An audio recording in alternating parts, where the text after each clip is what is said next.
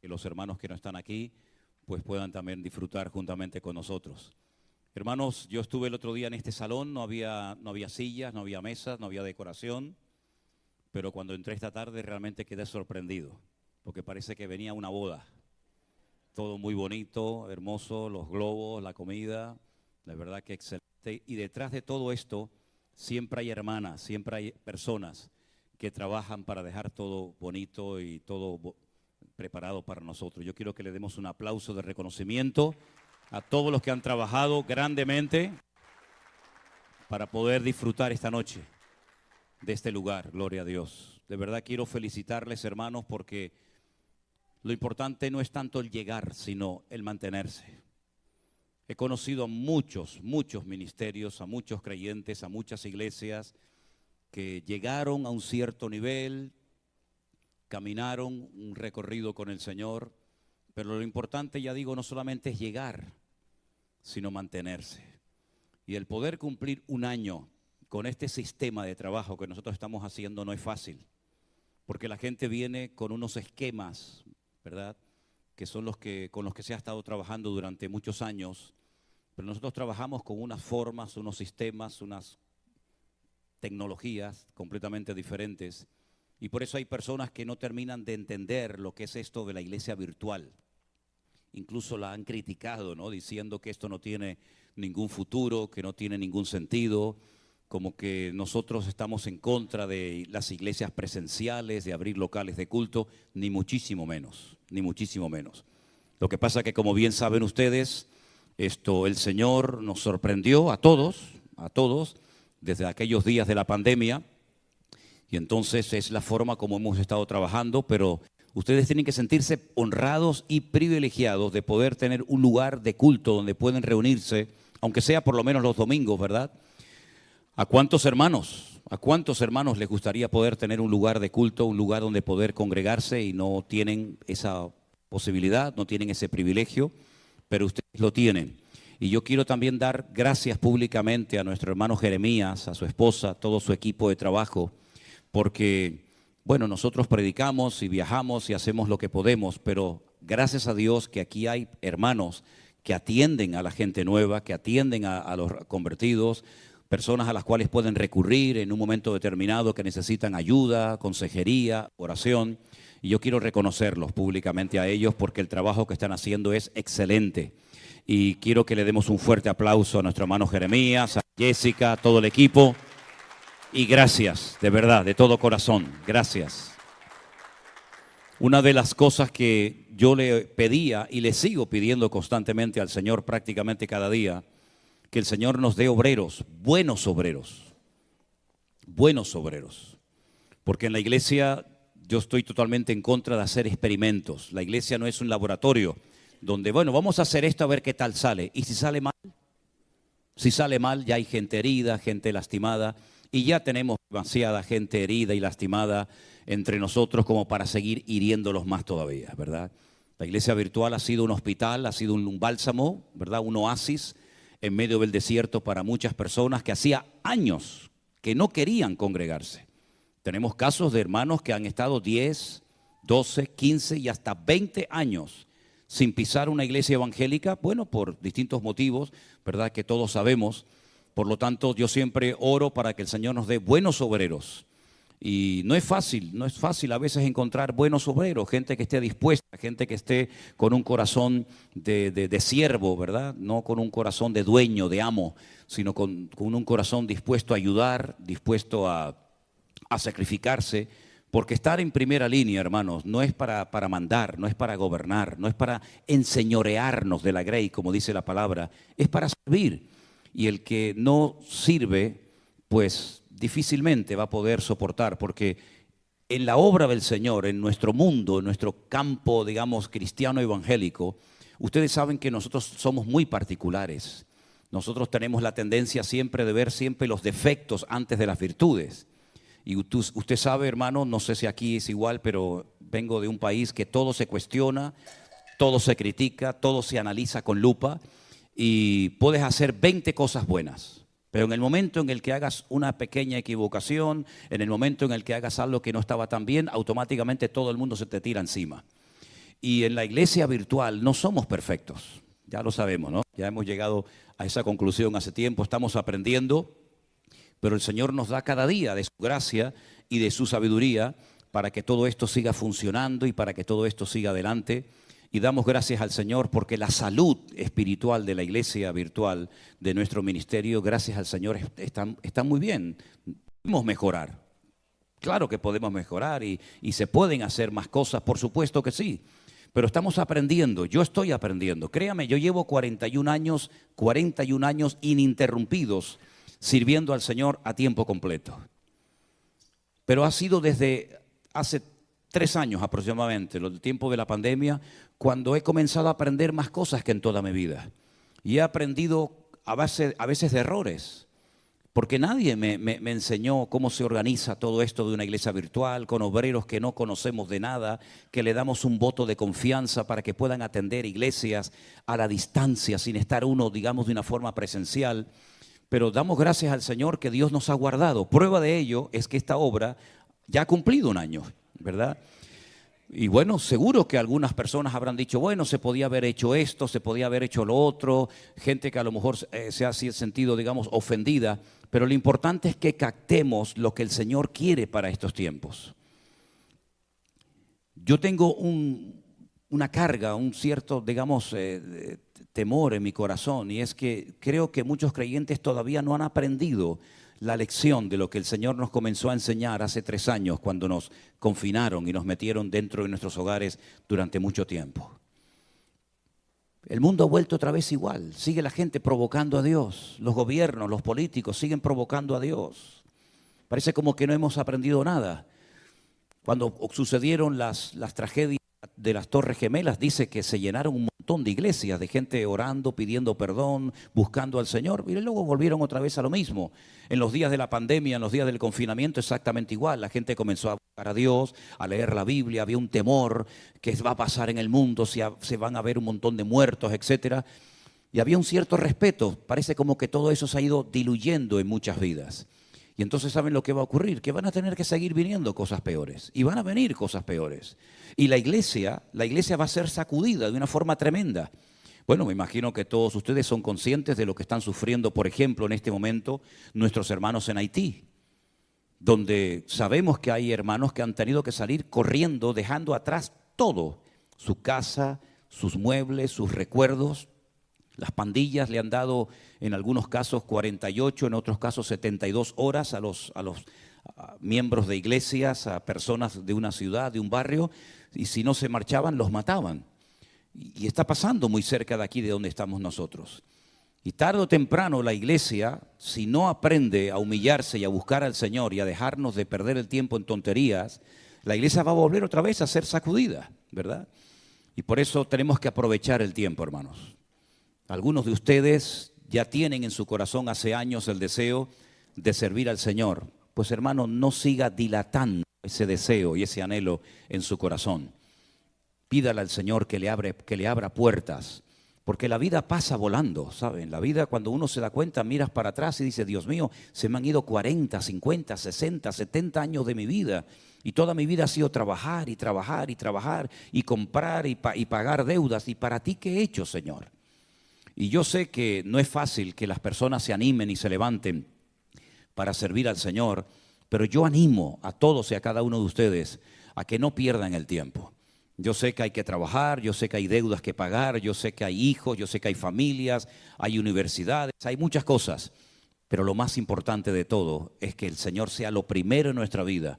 Y si no tenemos tiempo para otras cosas, no pasa nada, pero qué triste cuando me encuentro a creyentes que me dicen, pastor, es que yo no tengo tiempo para estudiar y leer la Biblia. Usted sabe lo que me está diciendo, hermano.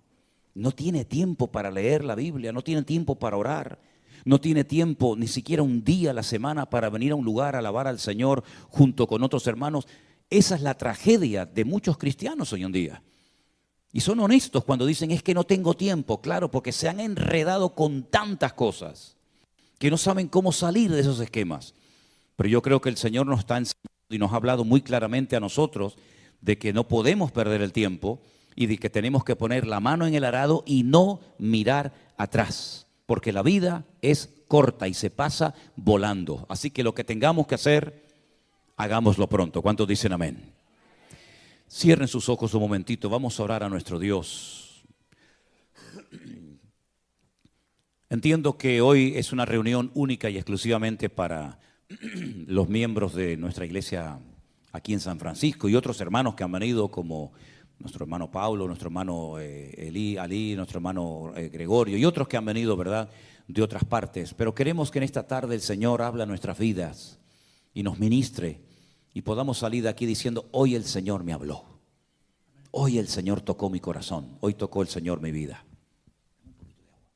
Señor, te doy muchas gracias en esta noche por este año que nuestra obra ha cumplido aquí en este lugar, Señor.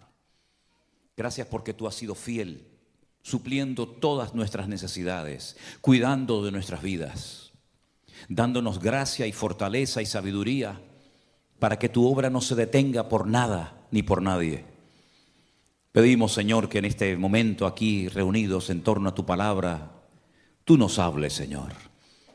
Y podamos salir en esta noche diciendo: hoy mi Señor habló a mi corazón para poder seguir adelante, corriendo con paciencia la carrera, peleando la buena batalla y manteniendo la fe. Ayúdanos, Señor, a servirte, a honrarte y a no quitar nunca nuestra mirada y nuestra confianza de ti.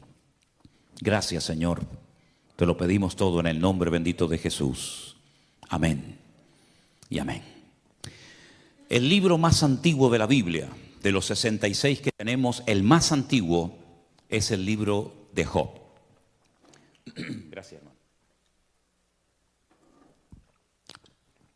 Sabemos que nuestras Biblias no están en un orden cronológico. Incluso sabemos que internamente hay libros, por ejemplo, lo pueden notar si ustedes leen el libro de Primera de Samuel, que ni siquiera hay libros que están ordenados interiormente. A la Biblia le pasa exactamente lo mismo. La Biblia empieza por el libro del Génesis, hablándonos de personajes como por ejemplo Abraham, Moisés, Jacob, Isaac.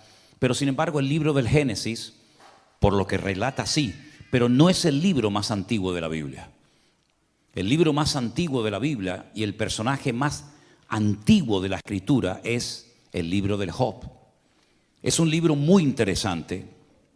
Es un libro donde vamos a ver en esta noche, con ayuda del Señor, cosas que no tenemos que olvidar nunca en nuestra vida. En el capítulo 1 voy a estar leyendo algunos versículos y después vamos a estar compartiendo grandes y profundas enseñanzas de este extraordinario libro. El capítulo 1 comienza diciéndonos lo siguiente: hubo en la tierra de Uz un varón llamado Job. Este era un hombre perfecto. Si le choca la palabra perfecto, ponga la palabra completo, que es la palabra que realmente debería haberse traducido. Un hombre que era completo, era recto delante de Dios, temeroso de Dios, apartado del mal. Le habían nacido 7 hijos y 3 hijas, en total 10.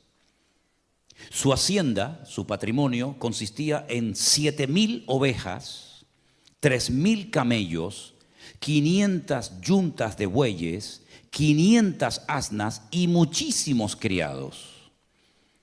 Y era aquel varón más grande que todos los orientales.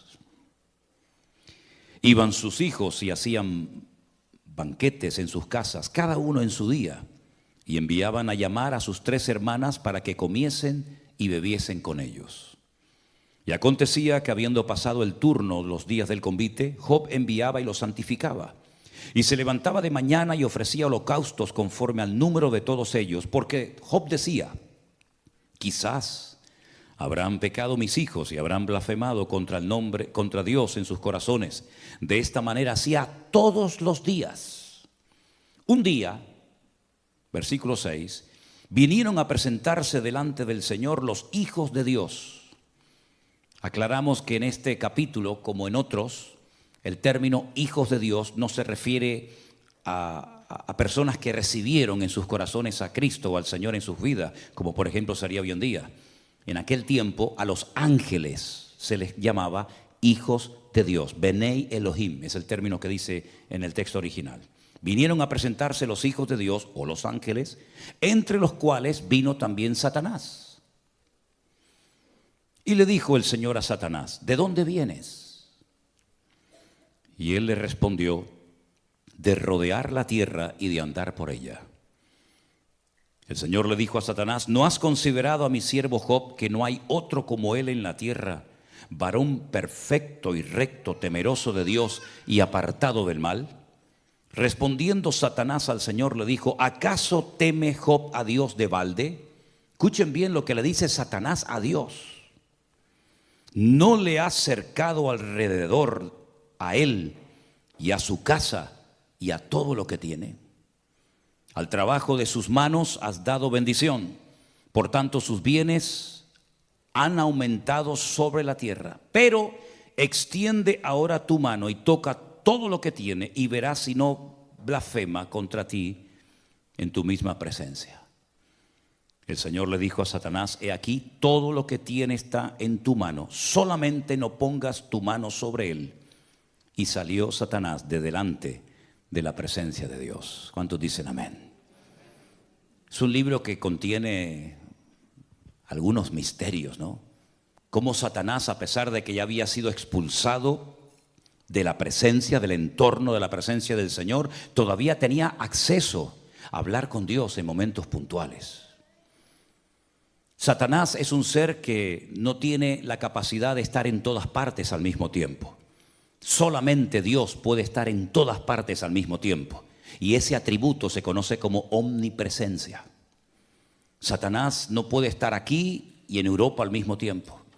No puede estar aquí y en África al mismo tiempo. Solamente puede estar en un solo lugar, porque no es un ser omnipresente. Tampoco puede hacer todo lo que quiera, porque el único que tiene todo el poder y no conoce ningún tipo de limitaciones, ni de tiempo, ni de espacio, ni de ninguna otra índole, es nuestro Dios. Por eso otro atributo típico de Dios es la omnipotencia. Y tampoco Satanás sabe todas las cosas. Él tiene que ir obteniendo información a través de pinceladas que Dios da, y por eso el único que lo sabe todo es Dios, y por eso es también omnisciente. Ahora, en este momento de la historia en la que todavía no había nacido Abraham, ni los grandes personajes del Antiguo Testamento que todos los conocemos, ¿de dónde sacó este hombre esta integridad, esta santidad, esta vida de orden? No lo sabemos. Lo que sí sabemos es que Dios presumía de Job. Lo que sí sabemos es que Job fue un referente en su tiempo, en su generación. No pasaba ante los ojos de Dios desapercibida la vida de Job. No era uno más, sino que Dios incluso le dijo a Satanás: y tú que rodeas la tierra constantemente, ¿no te has percatado, no te has dado cuenta de que hay un hombre en la tierra de Uz que es diferente a todos los seres humanos? Es un hombre recto, es un hombre que me teme, que me respeta, es un hombre que me honra, un hombre que me bendice, es un hombre cabal, un hombre en una santidad extraordinaria. ¿No te has dado cuenta de él? Y Satanás dijo: sí, yo me he dado cuenta de él. Porque hay personas que le molestan a Satanás. Porque hay personas que Satanás sabe perfectamente que son diferentes a otros. Siempre a lo largo de la historia ha habido maldad, ha habido corrupción, pero siempre también ha habido personas que han destacado espiritualmente hablando por encima de otras. Tenemos el caso de Job, tenemos el caso también de José en Egipto, tenemos el caso de Daniel en Babilonia, tenemos el ejemplo de Abraham, y tenemos tantos y tantos personajes que no se dejaron llevar por la corriente del mundo. Incluso fíjense ustedes, por ejemplo, cuando el Señor dice que observa hacia la tierra y ve que toda la tierra ha entrado en una descomposición moral y espiritual sin precedentes, pero en medio de ese ambiente corrupto dice que destacaba un hombre, y fue al que llama y al que usa, y fue Noé, el constructor del arca. En esta ocasión Job era un hombre diferente, y no solamente él, sino toda la familia de Job eran personas diferentes. Sus 10 hijos, los 7 varones y las 3 hembras, había armonía entre ellos, no eran hermanos peleados, no estaban enfrentados, no discutían, no peleaban, sino que había una alegría constante y permanente. Un día uno invitaba al otro, el otro invitaba a este hermano y había constantemente alegría. Y todo esto Satanás lo sabía. Pero cuando el Señor le dice a Satanás, te has fijado en Job, ¿verdad? Cómo es diferente, cómo es un hombre próspero, un hombre bendecido. Satanás le dice, claro, pero ¿cómo no lo va a hacer si tú lo tienes cercado? Tú le has puesto una protección sobrenatural que a mí me impide tocarlo, que a mí me impide afectar su estabilidad física, moral o espiritual. Pero quítale esa protección para que veas cómo él es como los demás. Incluso se va a atrever a blasfemar tu propio nombre. El Señor estaba tan seguro de Job que le dio el permiso a Satanás, para que él se convenciera a sí mismo que por mucha protección que tuviera Job y que prescindiera de ella, Job iba a mantener su integridad. Job se acostó rico y se levantó pobre. Job se levantó un día sin ningún hijo, pero el día anterior los tenía todos. Job se acostó sano y al día siguiente se levantó enfermo. Todo le cambió en pocas horas, en pocos días a este hombre.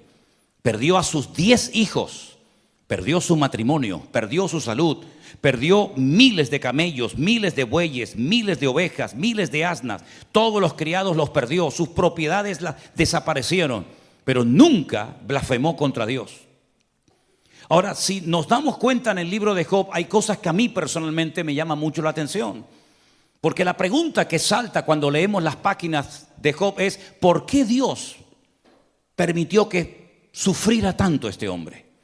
Los sufrimientos de Job fueron tan espantosos que dice que él tenía 3 amigos que vivían en 3 regiones diferentes, que vinieron a visitarlo cuando se enteraron de sus desgracias, y cuando lo vieron dice que no lo reconocieron. Estaba tan cambiado, tan envejecido, tan destruido, que dice que se sentaron con él durante una semana y no fueron capaces de decirle ni una sola palabra. Nunca habían visto a un hombre con tanto dolor, con tanto sufrimiento, tan destruido como este hombre. Al poco tiempo, cuando empiezan a abrir sus bocas, más que para consolarlo, vinieron para condenarlo, porque hay gente que siempre van a venir para condenarte y echarte un jarro de agua fría encima, porque relacionan el sufrimiento con el pecado. Y es verdad que a veces por pecar sufrimos cosas que podíamos habernos evitado. Por supuesto que sí. Es cierto que el pecado abre la puerta a muchas desgracias que se podían haber evitado si hubiéramos mantenido el orden y nuestra comunión y relación con el Señor. Pero en el caso de Job no es así. Esa regla aquí se rompe. Job ni siquiera está siendo probado por Dios, porque Dios sabía perfectamente con qué tipo de persona estaba tratando. Job no le pide, o el Señor no le pide permiso a Job para experimentar todos esos sufrimientos, sino que en el libro de Job podemos ver desde prácticamente el primer capítulo hasta el último la realidad del mundo espiritual. El mundo espiritual es tan real como el mundo natural, la dimensión en la que nosotros nos movemos hoy en día. Lo que pasa es que ese mundo espiritual, porque Dios lo ha hecho así, no nos permite verlo. Al contrario, sí, los demonios nos ven a nosotros, Satanás nos ve a nosotros, los ángeles nos ven a nosotros, pero ni siquiera nosotros podemos ver a Dios. Pero sabemos que está y sabemos que existe. La realidad del mundo espiritual en el libro de Job es tremenda. Porque todo esto no fue producto de la mala suerte, dirían algunos. Ni siquiera porque Job había pecado, blasfemado el nombre de Dios, sino porque Dios le permite a Satanás zarandear y sacudir la vida de Job por un tiempo. Me han preguntado muchas veces, ¿crees que Job sabía lo que estaba pasando en el mundo espiritual entre Dios y Satanás? Bueno, la Biblia no nos da ninguna información. Las conversaciones entre Dios y el diablo, Job no las sabía. Nosotros la sabemos porque tenemos el libro, pero Job estaba haciendo historia y él no sabía lo que estaba pasando, pero dice que en ningún momento blasfema ni peca contra Dios. Es verdad que maldijo el día en el que nació, eso sí lo hizo, pero en ningún momento, jamás se enfadó con Dios. Es más, cuando su propia esposa le dice, ¿todavía vas a mantener tu integridad? ¿No te has dado cuenta de que ya Dios no está contigo?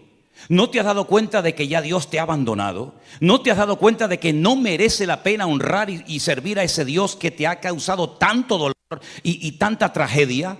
Maldice a Dios y muérete ya de una vez. Le desea a su propia esposa la muerte y lo tienta, lo incita a que se rebele contra su Dios. Y entonces es cuando él le dice: como cualquier mujer insensata, has hablado. ¿Recibiremos solamente el bien de parte de Dios y el mal no lo recibiremos? Él no se queja en ningún momento contra el Señor, porque él dice en el capítulo 1, verso 21, desnudo salí del vientre de mi madre y desnudo volveré. Dios dio y Dios quitó. Sea el nombre de Dios bendito. ¿De dónde sacaba fuerzas este hombre? ¿Cómo fue capaz de aguantar tantas penurias y sufrimientos este hombre? ¿Era una especie de superhombre, una especie de Superman? ¿Un hombre que lo pierde todo? ¿Un hombre que se queda sin nada? Sabiendo que no ha cometido ningún delito, ningún pecado contra Dios, sino que están pasando cosas que él no entiende, pero sabe que Dios no lo ha abandonado. Porque en el libro de Job se pierde todo menos la presencia y la fidelidad de nuestro Dios. Porque en la vida podremos perder muchas cosas. Podremos enterrar hijos, esposas, maridos. Podremos perder el trabajo, podremos perder la salud, podremos perder tantas cosas, pero nunca perderemos la presencia del Señor. Porque el Señor dijo: he aquí, yo estoy con vosotros todos los días hasta el fin del mundo. Es verdad que la vida de Job fue una vida extraordinaria, una vida maravillosa. A cualquiera de nosotros nos gustaría tener, aunque fuera el 10% de toda la bendición que Job tuvo antes de caer en esta penuria, en este calvario. Pero queridos hermanos, Job sabía perfectamente que Dios tenía todo el derecho de probarlo y de permitir cosas que ninguna mente humana jamás sería capaz de entender y de explicar teológicamente lo que aquí está pasando. Pero este hombre sabía perfectamente que todo estaba bajo el control de Dios. Y lo que me llama la atención es que él nunca leyó la Biblia. Ni una sola letra de la Biblia se había escrito en la época de Job. Nunca leyó la Biblia. No tuvo ni un capítulo de la Biblia, ni un salmo, nada. Nunca tuvo un pastor. Nunca fue a ningún culto. No existían las iglesias, no existía el pueblo de Israel. No había la ley de Moisés. No estaban los sacerdotes. Pero tenía una comunión con Dios tan espectacular que él sabía lo que se podía hacer y lo que nunca se debía de hacer. Job sabía perfectamente que Dios iba a estar con él en medio de aquellos sufrimientos terribles. Fíjense hasta qué punto el libro de Job es tremendo cuando tú ves a un hombre bendecido, un hombre prosperado, un hombre íntegro, un hombre temeroso de Dios, y lo ves de repente tan mal que algunos rabinos judíos en Israel dicen que el libro de Job no es la vida de un hombre, sino es una metáfora donde se emplea el nombre Job y Job, ¿no? Pero realmente lo que el libro está describiendo son los sufrimientos por los que pasaría el pueblo de Israel a lo largo de la historia de la humanidad, porque no aceptan, no se les mete en la cabeza que un hombre íntegro y un hombre santo y un hombre como Job fuera capaz de sufrir semejantes calamidades. Pero Dios tiene el derecho o no de hacer en nuestra vida lo que Él quiera, hermano. ¿Puede llevarnos el Señor a lugares donde no queremos ir? Por supuesto que sí. Todos y cada uno de nosotros tenemos que partir de la base de que nuestra vida está en las manos del Señor.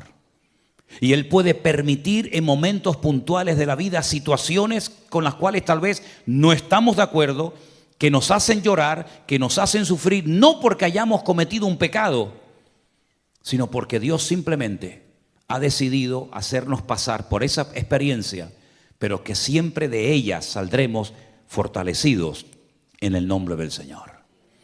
Job llegó a decir un día esa famosa frase que tantas veces la hemos dicho: aunque mi Dios me mate, lo seguiré adorando.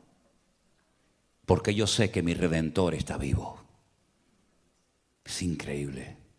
Aunque tú me mates y nunca más me vuelvas a prosperar, ni a bendecir, ni a levantar, aunque he perdido a mis hijos, he perdido mi matrimonio, he perdido mi patrimonio, he perdido mi salud, aunque tú me termines matando, yo no voy a dejar de adorarte porque yo sé quién eres tú, mi Señor. Y yo no te sigo por lo que tú me das, sino yo te sigo por lo que tú eres. Y aunque nunca más me vuelvas a levantar y a bendecir mi vida, yo te seguiré adorando. Pero aún hay expresiones más profundas. Él llegó a decir, y aunque mi carne se deshaga y se rompa toda mi vida, yo sé que con mis ojos veré a mi Señor. Y él hace una referencia a la resurrección. Y repito, él nunca había leído la Biblia. Él no sabía nada de teología, pero él sabía que algún día, cuando él muriera, se iba a presentar delante de la presencia del juez justo de toda la tierra y el Señor lo recompensaría y todos aquellos sufrimientos pasarían a la historia y él tendría un cuerpo glorificado y una vida nueva en el Señor. Y es que la comunión con el Señor es algo tan importante y tan fundamental que es lo que le va a dar estabilidad a nuestras vidas. Usted puede leer mucho la Biblia y conocer muchos textos de la Biblia, pero si no los aplica, si no los interioriza y los lleva a la práctica, de nada le va a servir ese conocimiento. Usted puede cantar de maravilla, usted puede echar fuera demonios, usted puede tener todos los dones del Espíritu Santo que quiera, usted puede sorprender a las multitudes, pero si usted no tiene comunión con el Señor, usted no tiene nada. Es más, el Señor Jesucristo dijo que en aquel día, hablando del juicio en los últimos tiempos, muchos se presentarían delante de él, presentando sus grandes currículum, presentando sus grandes testimonios, diciendo en tu nombre siempre yo hice maravillas, eché fuera demonios, levanté muertos, hice esto, profetizamos por aquí, predicamos por allá. Y el Señor dice, apartaos de mí, hacedores de maldad, porque nunca os conocí. En otras palabras, no es lo que hacemos lo que le sorprende o le toca el corazón al Señor, sino la actitud de nuestro corazón y el por qué lo hacemos. Eso es lo que agrada e impacta el corazón de Dios. Fíjense, por ejemplo, no me voy del tema, pero fíjense, por ejemplo, cuando aquel centurión que no era ni judío, no era conocedor de la ley, cuando él sabe que el problema que tiene en el hogar, su religión, sus dioses, su autoridad militar no le sirven de nada. Y él tiene que recurrir a aquel carpintero de Galilea que no lo dejaban entrar a muchas sinagogas de Israel a predicar. Y amenazaban a la gente que si le seguían y se identificaban con él, serían también expulsados de las sinagogas. Él va al maestro y le dice, tengo un siervo gravemente atormentado y no soy digno de que entres bajo mi techo. ¿Cómo voy a llevar a mi casa al Hijo de Dios? Las cosas que habrá hecho en ese hogar. Yo no soy digno de que entres. Solamente lo que necesito es que des la palabra, que des la orden. Y simplemente dando la orden, yo sé que las cosas cambiarán. Porque yo soy un hombre de autoridad. Y él sabía lo que era moverse en el terreno de la autoridad. Yo le digo a un soldado, ven para acá, y no cuestiona la orden, él viene. O le digo, ven y coge esto y llévalo para allá, y lo hace. Pero la autoridad que yo tengo no me sirve en la dimensión en la que yo tengo un problema. Pero tú sí tienes esa autoridad. Solamente da la palabra, da la orden y mi criado sanará. Y el Señor dijo, en todo Israel no he encontrado a nadie que tenga tanta fe como este hombre.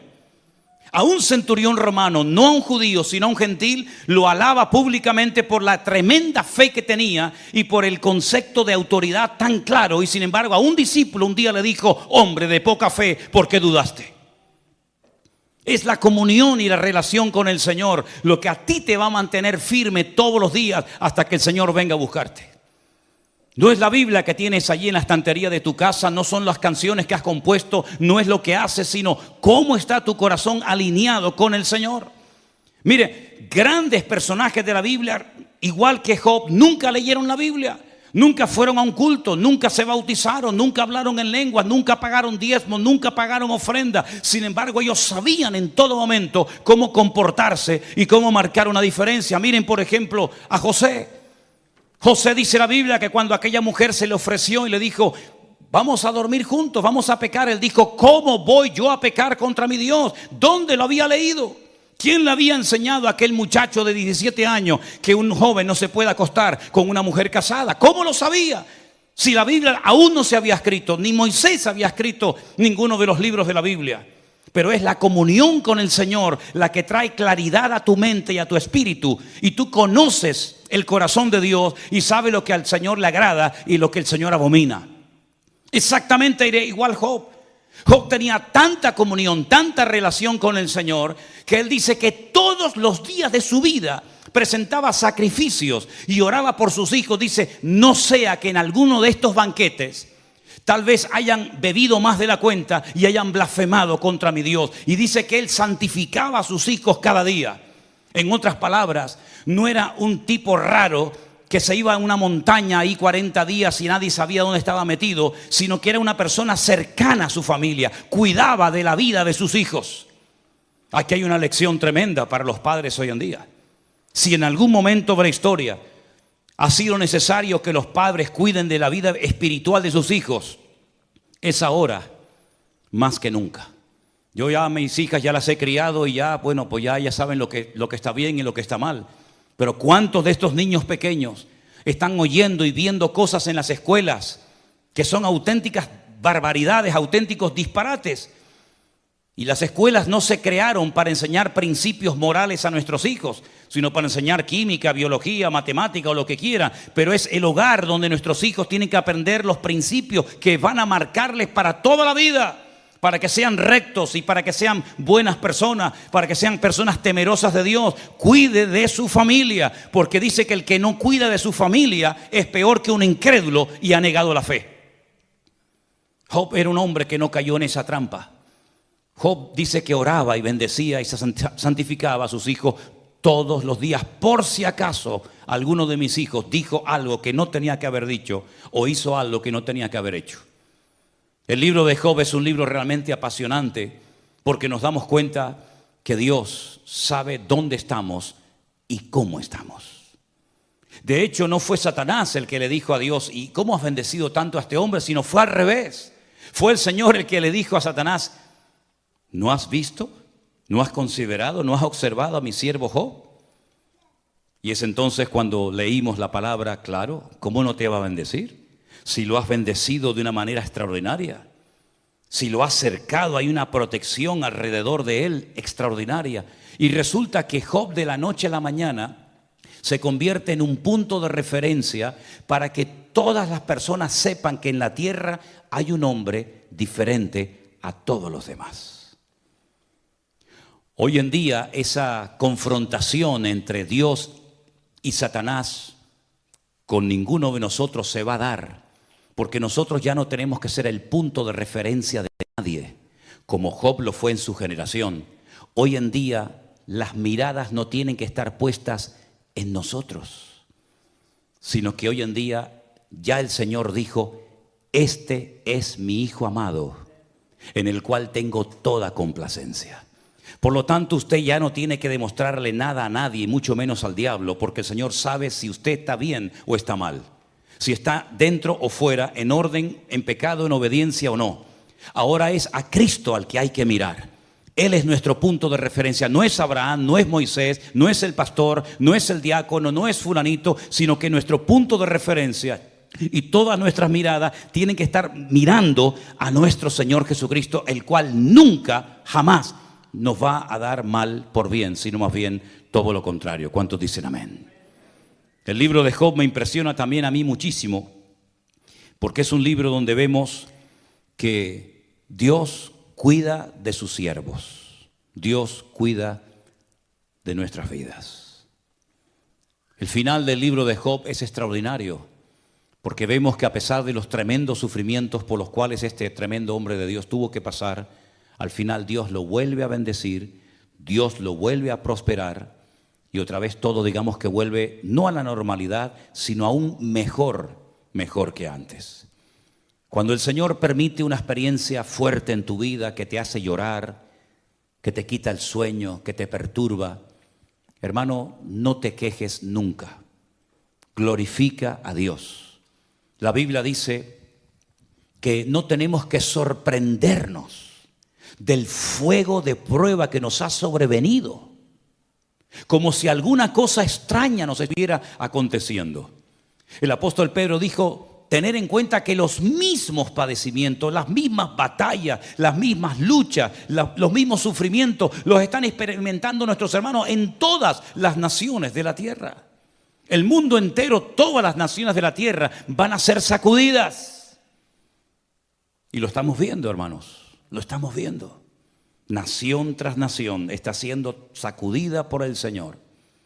Pero en medio de este mundo enfermo y loco, donde a veces decimos, Señor, yo no encajo en ninguna parte, y nos sentimos como un pez fuera del agua, nosotros, dice la Biblia, tenemos que ser luminares en el mundo.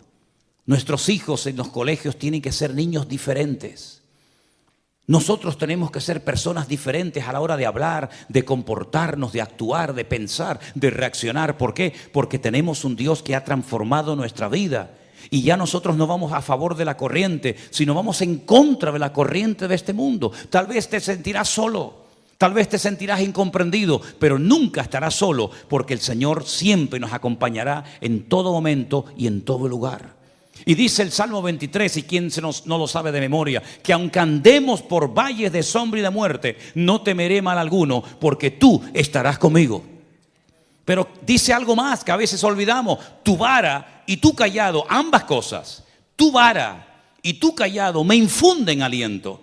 Es decir, cuando me pastoreas y me atiendes y me mimas y me ayudas, yo recibo aliento. Pero cuando utilizas la vara para corregirme, para exhortarme o para sacudir mi vida, también tu corrección me infunde aliento. Porque yo sé que el Señor nunca se va a pasar conmigo, sino que aunque ninguna disciplina al tiempo presente parece ser causa de gozo, de alegría, siempre el trato de Dios en nuestra vida siempre va a producir en nosotros un nivel de madurez y un nivel de conocimiento y de relación con el Señor superior al que teníamos antes de haber entrado a ese túnel o a esa prueba tremenda. Finalmente, en el libro de Job, cuando vemos cómo el Señor estuvo siempre a su lado, nos damos cuenta de que el único que nunca nos va a abandonar y a fallar es nuestro Dios. Nunca olvidaré cuando en uno de los viajes que hicimos a Israel conocimos a un matrimonio de aquí de Los Ángeles, que cuando les pregunté a qué iglesia iban, me dijeron, bueno, nosotros íbamos a una iglesia, pero cuando llegó el tiempo del confinamiento, pues como todos, ¿no? Nos encerramos. La iglesia en la que ellos estaban no había ningún tipo de programa, de emisión, de redes sociales ni nada. Y cuando terminó todo, el pastor los reunió y les dijo, bueno, he sentido en mi corazón cerrar la iglesia. ¿Cómo cerrar la iglesia? Sí, no quiero seguir en la obra. Y le dije, ¿y ustedes qué pasó? Dice, bueno, unos nos juntamos en una casa, otros se fueron a otra iglesia, otros no se fueron a ninguna parte. Y yo les dije, ¿y cuántos eran más o menos en la iglesia? Y me dice, éramos 2,000 miembros en la congregación. Digo, 2,000 personas y el pastor cerró la iglesia. Dice, sí, porque no teníamos dinero para pagar los gastos de la iglesia. Digo, ¿y erais 2,000 y no podían pagar los gastos? ¿Y nosotros que éramos 4 gatos y un perro? Y el Señor nos ayudó y nos bendijo y nos prosperó. No es el número lo que nos da fuerza, es nuestra comunión y nuestra relación con el Señor. Podemos ser 50,000, pero 50,000 enfermos, 50,000 descarriados, 50,000 desordenados. Y podemos ser 10 o 12 o 15 o 20, pero bien afinados, bien alineados con el Señor. El Señor es galardonador de los que le buscan y Él no dejará padecer hambre al justo. Porque dice David, yo fui joven y ahora ya envejecido, pero nunca he visto a un justo que mendigue pan por las calles, sino más bien todo lo contrario. Así que la fortaleza de nosotros no está en el número, no está en la cantidad, sino está en nuestra relación con el Señor. Y ustedes tienen que desarrollar su propia relación con el Señor, porque hoy estamos aquí reunidos, gloria a Dios, y tenemos redes sociales, pero ¿y si cambia todo? Y ya no nos podremos reunir ni ver más. Y nos quitan las redes sociales y solamente dependeremos de nuestra comunión con el Señor. Hemos crecido y madurado lo suficiente como para soportar el fuego de prueba que sí o sí va a venir a todas las naciones de la tierra. Usted no puede depender de un pastor. Usted no puede depender de un culto. Usted no puede depender de una llamada, de una visita, de un WhatsApp, de un correo. Usted tiene que depender única y exclusivamente de la comunión con el Señor.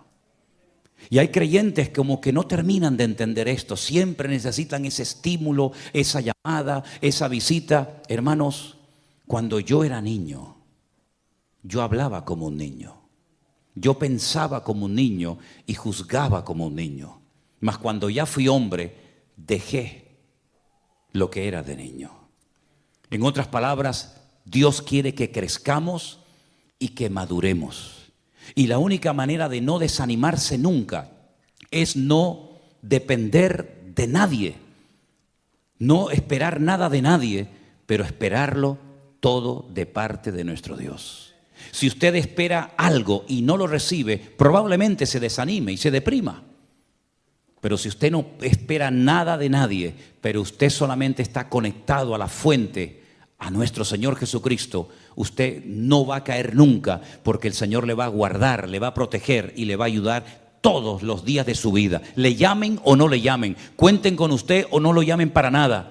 Usted sabe en quién ha creído, y los que estamos bien firmes y parados en Cristo podremos pasar por luchas, por pruebas, porque mayor es el que está en nosotros que el que viene contra nosotros. Y hermanos queridos, hasta aquí el Señor, podemos decir, nos ha ayudado. Amén.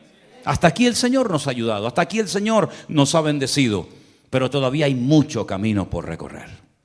Todavía hay tantas cosas que alcanzar. Todavía hay millones y millones y millones de almas, centenares de personas en el mundo entero que no han tenido el privilegio y la oportunidad que nosotros hemos tenido. Si es tiempo de oír, oigamos. Si es tiempo de hablar, hablemos. Si es tiempo de aprender, aprendamos. Y si es tiempo de compartir, compartimos. Pero aprovechemos toda oportunidad.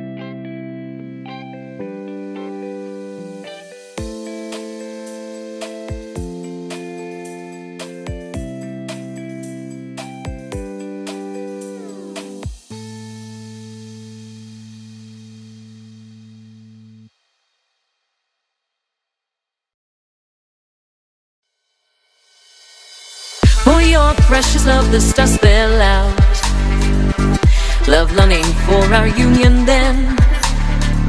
Love my fragrance so captivating. You're close to me, I lose myself. Never thought I would find love like this. Never thought I would be waiting. Move your body, let your spirit soar. Ella, your Adam, move your body. Oh, I love mine, oh, I love mine. Oh, I love mine, why did you have to? You